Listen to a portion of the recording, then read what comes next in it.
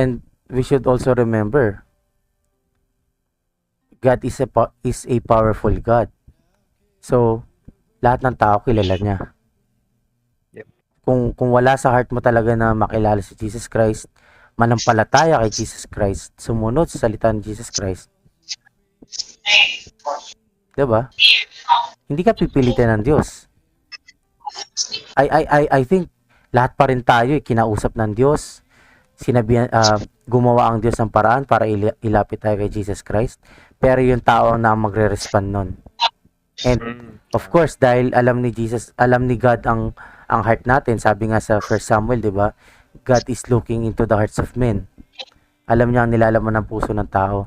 So, kung ikaw, ang puso mo, ayaw mo talaga makilala si Jesus Christ, hindi ka pipilitin ng Diyos. Because ganun ang pag-ibig ni God. Hindi ka niya pipilitin.